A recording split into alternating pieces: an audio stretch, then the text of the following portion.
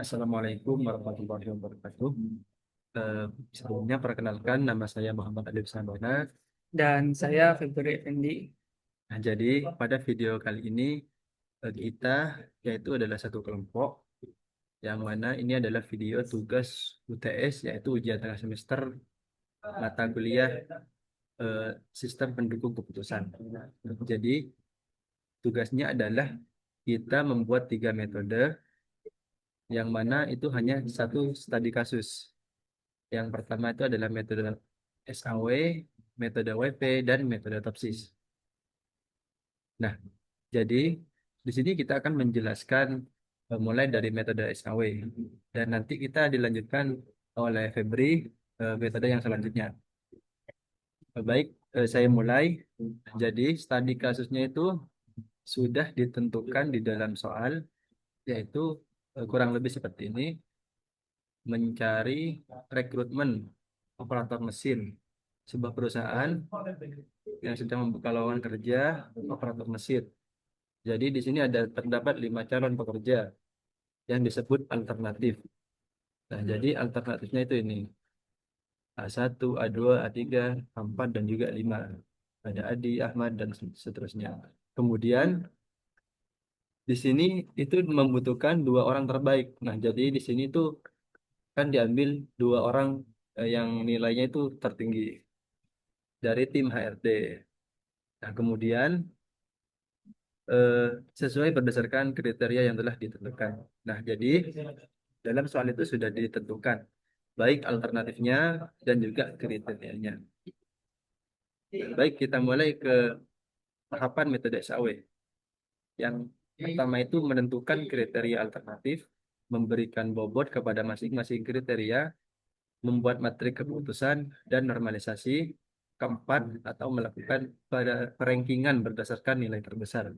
Nah, jadi karena yang pertama ini adalah menentukan kriteria dan alternatif, yang mana eh, sudah ada dalam soal, yaitu ini alternatif dan juga kriteria.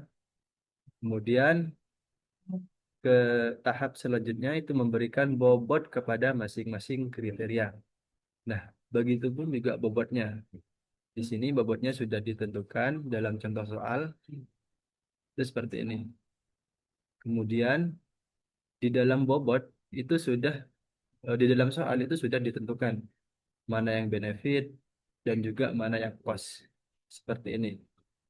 C1 itu benefit dan seterusnya. Kemudian tahap ketiga itu membuat matriks keputusan dan normalisasi. Nah, yang mana dan data atau nilainya itu sudah ditentukan. Dan ini bisa dilakukan anu, analisis atau mungkin bisa wawancara. Nah, tetapi ini sudah ditentukan di dalam soal. Nah, yang mana di dalam nilai-nilai alternatif ini, karena C1 sampai C3 itu adalah benefit, jadi di sini diambil nilai max, yaitu nilai yang paling tinggi. Seperti ini. Digunakan rumus max D34, yaitu ini dibagi dengan D38 ini. Jadi max yang muncul itu ini nilai tertinggi, dan cost itu ini menggunakan min G34 dibagi dengan G38, maka hasilnya min, nilai yang paling terkecil. Kemudian normalisasinya itu adalah ini.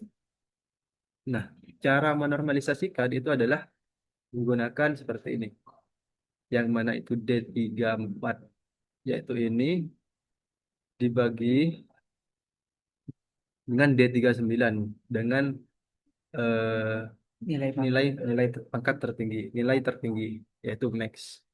Begitu juga seterusnya diberikan dengan ini,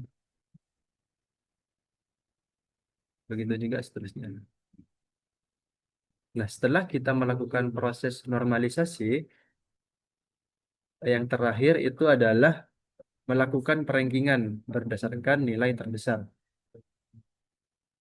Nah, setelah kita tahap terakhir itu membuat tabel seperti ini, yaitu adalah perankingan, yang mana cara melakukan perankingan itu adalah menggunakan rumus seperti ini. Nah, D48, yaitu D48 adalah ini, dikalikan dengan D43, yaitu D43 adalah ini. Ini adalah bobot yang sudah ditentukan di soal. Jadi, D48 dikalikan dengan ini, dengan bobot. Ini juga D48 dikalikan dengan bobot ini, dan ini juga dikalikan dengan ini, dan seterusnya. Sampai sampai A5 dikalikan dengan bobot yang sudah ditentukan. Jadi, nilai akhir yang keluar itu adalah seperti ini. Yang mana nilai tertinggi dan juga yang nomor 2 itu diperoleh oleh Ahmad, yaitu A2, dan nomor 2 itu diperoleh oleh Syakir, yaitu A5. Nah, jadi pada studi kasus itu telah ditemukan dua orang terbaik, yaitu Ahmad dan Syakir, dengan nilai seperti ini. Dan ini juga adalah tabelnya. Kemudian juga kita lanjut ke metode selanjutnya. Nah, metode selanjutnya itu adalah metode WP atau weighted product.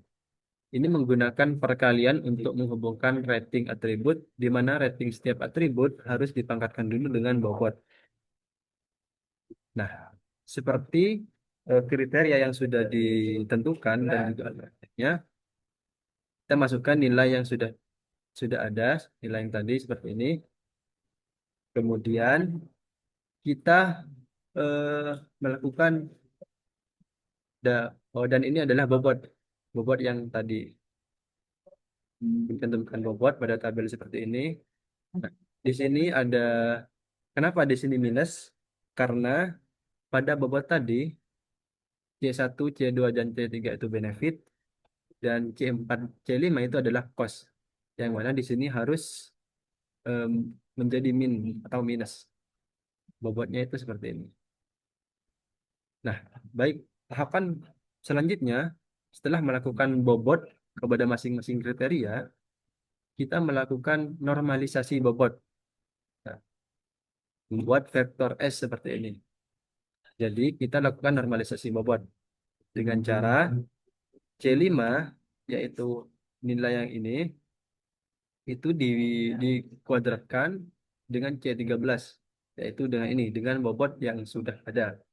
Kemudian D5 dan D13, E5 dan E13, F5 dan F15, G5 dikuadratkan dengan G13. Begitu juga seterusnya sampai A5. Seperti itu. Terbentuklah nilai-nilai bobot yang sudah dinormalisasikan. Seperti ini. Langkah selanjutnya adalah menentukan nilai vektor V. Seperti ini. Kita buat tabel seperti ini. Nah, dengan menggunakan rumus seperti ini.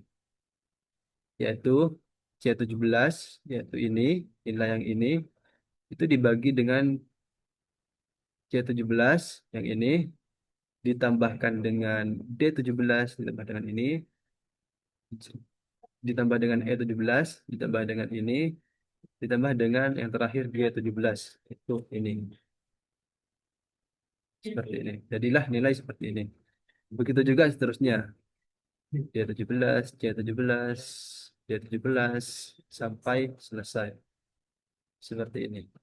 Nah, tahap selanjutnya, setelah kita menentukan nilai vektor V, itu langkah terakhir adalah melakukan perankingan berdasarkan nilai terbesar. Nah, jadi langkah selanjutnya adalah melakukan perankingan berdasarkan nilai terbesar. Nah, jadi seperti ini. Di sini sudah ada nilai tertinggi. Nah, kita dapat dari sini. Yaitu yang pertama itu adalah A2, yaitu ini. Dan nomor dua adalah ini A1. Jadi pemenang pertama itu adalah A2 dan pemenang kedua itu adalah A1. Seperti itu. Dan ini adalah eh, tabelnya. Ca- Kemudian metode selanjutnya adalah metode topsis yang mana akan dijelaskan oleh eh, kelompok saya.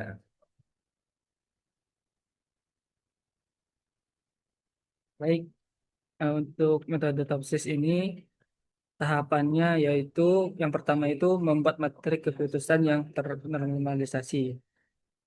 Nah, karena eh, alternatifnya kriteria dan pencocokan sama hasil surveinya itu sudah ada, jadi kita langsung ke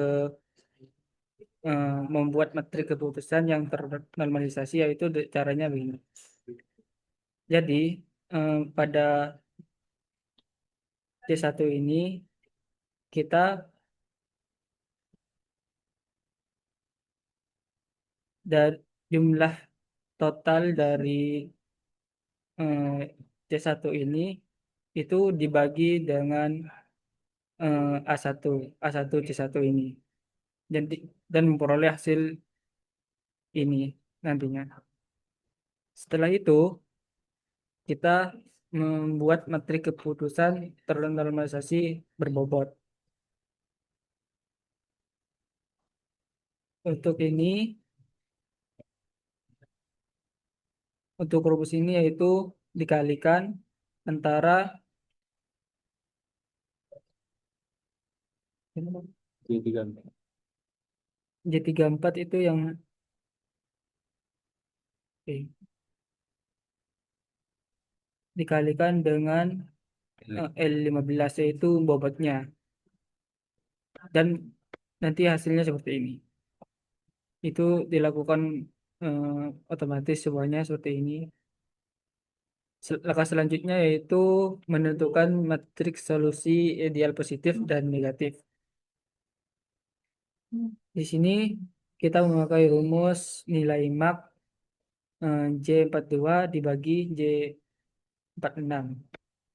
Itu nilai ini nilai tertinggi. Dan hasilnya seperti ini nanti. Untuk untuk yang pos C4 dan C5 karena nilainya cos jadi itu eh, menggunakan minimal. Kalau yang solusi ideal negatif ini kebalikannya yaitu untuk benefit itu menggunakan minimal dan untuk cos itu menggunakan maksimal. Untuk jarak untuk selanjutnya yaitu menentukan jarak antara nilai setiap alternatif dengan matriks solusi ideal positif dan negatif. Untuk ini kita menggunakan rumus seperti ini di mana nilai C1 ini dari ideal positif yaitu dikurangi dengan J42 yaitu di sini dan memperoleh hasil seperti ini. Untuk bobot eh, negatif, oh maafnya, Oh, ini negatif, negatif. negatif,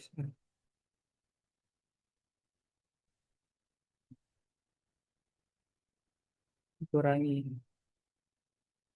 Untuk rumus bobot negatif itu seperti ini. Dan selanjutnya yaitu melakukan menentukan nilai preferensi untuk setiap alternatif. Di sini untuk rumusnya itu J66 itu dibagi dengan J58. Ini ditambahkan ini dibagi dibagi Ditambah pas ditambah dengan J58. J66 plus J58 dan hasilnya seperti ini. Untuk tabel hasilnya seperti ini. Analisis. Analisis perbandingan hasil untuk tiga metode ini secara umum hasil dari metode itu untuk SAW itu menghasilkan nilai preferensi berbasis penjumlahan terbobot. WP menggunakan perkalian dan perpangkatan bobot, sedangkan toksis itu berdasarkan kedekatan bertahap solusi ideal positif dan negatif. Dua, yaitu analisis karakteristik metode. Metode SAW yaitu memiliki kelebihan perhitungan sederhana dan mudah dipahami, cocok untuk data yang tidak terlalu kompleks, stabil, tidak terlalu sensitif terhadap perubahan kecil. Kekurangannya, kekurangannya yaitu kurang memperhatikan perbedaan ekstrim antara nilai semua kriteria dianggap linear. Dampak pada hasil yaitu ranking cenderung rata dan tidak terlalu kontras. Untuk metode WP yaitu kelebihannya eh, memperhitungkan rasio antar nilai lebih sensitif terhadap perubahan nilai kecil. Kekurangannya yaitu lebih kompleks, nilai kecil bisa sangat mempengaruhi hasil akhir. Dampak hasilnya yaitu alternatif dengan nilai rendah di suatu kriteria bisa langsung turun drastis. Yang ketiga, metode taksis. Kelebihannya yaitu menggunakan konsep solusi ideal positif dan negatif, hasil lebih realistis dalam pengembalian keputusan. Kekurangannya yaitu perhitungannya lebih panjang, perlu normalisasi dan penghitungan jarak. Eh, Dampak pada hasilnya yaitu ranking lebih selektif dan tajam. Alternatif terbaik benar-benar paling dekat dengan kondisi ideal. Jika perbandingan hasil. Ji- Jika hasil ranking sama, itu menunjukkan data dan bobot konsisten. Keputusan bisa dianggap kuat dan valid. Jika hasil ranking berbeda, disebabkan perbedaan cara normalisasi, sensitivitas metode, pengenangan kriteria cons, dan benefit. Kesimpulan akhir, SAW ini cocok untuk keputusan sederhana dan cepat. WP cocok untuk kasus yang membutuhkan sensitivitas tinggi, sedangkan topsis cocok untuk keputusan yang membutuhkan akurasi dan pertimbangan ideal. Berdasarkan perbandingan ketiga metode, diperoleh bahwa meskipun terdapat perbedaan pada urutan ranking alternatif, metode topsis memberikan hasil yang lebih komprehensif karena mempertimbangkan jarak terhadap eh, Ya. solusi ideal positif dan negatif. Oleh karena itu, metode topsis direkomendasikan sebagai eh, metode yang paling representatif dalam pengambilan keputusan pada kasus ini. Jadi, Jadi itu adalah penjelasan dari beberapa metode yang telah kita kerjakan untuk memenuhi tugas ITS sistem pendukung keputusan. Nah, jadi mungkin itu saja penjelasan dari kelompok kami. Kurang lebihnya mohon maaf. Assalamualaikum warahmatullahi wabarakatuh. selang